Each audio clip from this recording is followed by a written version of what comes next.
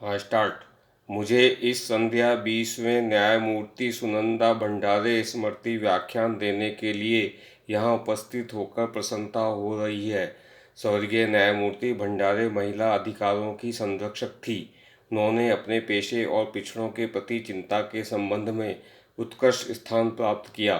52 वर्ष की आयु में उनकी असमय मृत्यु से एक महान और समृद्ध जीवन वृत्त का दुखद अंत हो गया। मुझे ज्ञात है कि यह स्मृति व्याख्यान प्रत्येक वर्ष उनकी स्मृति में तथा उनके अत्यधिक प्रिय लक्ष्य महिला सशक्तिकरण को बढ़ावा देने के लिए भी आयोजित किया जाता है। मैं न्यायमूर्ति सुनंदा भंडारे प्रतिष्ठान के सूत्रवाक्य प्रत्येक महिला के चुनने की स्वतंत्रता, उत्कृष्ट बनने का अधिकार की सराहना करता हूँ। न्यायमूर्ति भंडारे का मानना था कि महिलाओं को अपने भविष्य की निर्मात्री बनने के लिए सशक्त होना चाहिए।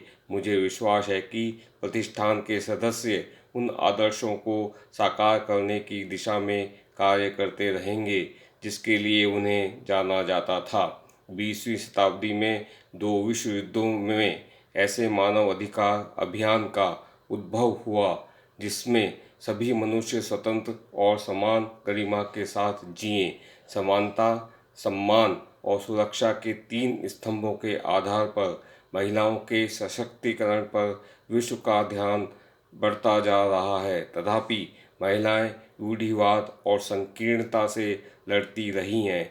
जॉर्ज बर्नार्ड शॉ ने कहा था, बिना बदलाव प्रगति असंभव है और जो अपनी मानसिकता नहीं बदल सकते वे कुछ नहीं बदल सकते। हमें महिलाओं के विरुद्ध सहस्त्राब्दियों से व्याप्त उन दबावों, संकीर्णताओं और असमान व्यवस्थाओं को कम करना है। हम आज ऐसे ज्ञान संपन्न समाज में रह रहे हैं जहां महिलाओं ने पुरुषों के साथ यह दर्शाने के लिए स्पर्धा की है कि वे समान रूप से प्रतिभाशाली हैं। महिलाओं ने चाहे चिकित्सा हो, प्रशासन हो, अध्यापन हो या बैंकिंग, अनेक व्यवसायों में उत्कृष्टता अर्जित की है। हमने देखा है कि किस प्रकार एक ज्ञान प्रेरित समाज श्रेष्ठ बनने, शक्तिशाली पदों तक पहुँचने तथा समाज में आदर्श बनने में आने वाली बाधाओं को पार करने के लिए महिलाओं के लिए अवसर पैदा कर रहा है। हमें उन रुकावटों को कम करना है जो महिलाओं को परिवर्तन दूत बनने से रोकती हैं। यदि हमारी अर्थव्यवस्था के सफल प्रयासों में महिलाओं का प्रतिनिधित्व अपर्याप्त होगा तो इसके वे अपने परिवार की बेहतरी में योगदान नहीं कर पाएंगी। उनकी सामाजिक प्रगति भी बाधित होगी और देश की समग्र आर्थिक प्रगति में भी व्यवधान पैदा होगा।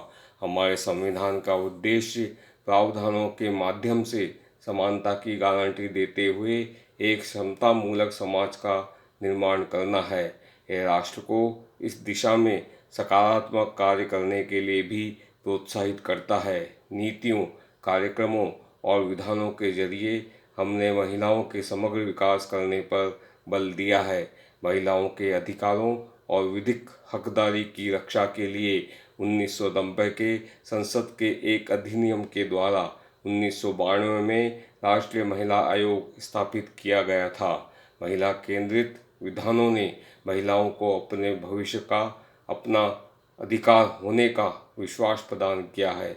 हमारे संविधान के 73वें और 74वें संशोधन के द्वारा स्थानीय निकायों में महिलाओं के लिए सीटें आरक्षित की गई हैं जिनसे वे स्थानीय स्तर पर राजनीतिक निर्णयन में भागीदारी कर सकें। 2001 में एक राष्ट्रीय महिला सशक्तिकरण नीति अपनाई गई थी। हमारे देश ने महिलाओं के समान अधिकारों की रक्षा के दायित्व स्वीकार करते हुए अनेक अंतर्राष्ट्रीय समझौतों का समर्थन किया है। इस लक्ष्य के लिए हमने 1993 में महिलाओं के विरुद्ध सभी प्रकार के भेदभाव की समाप्ति समझौते का समर्थन किया है।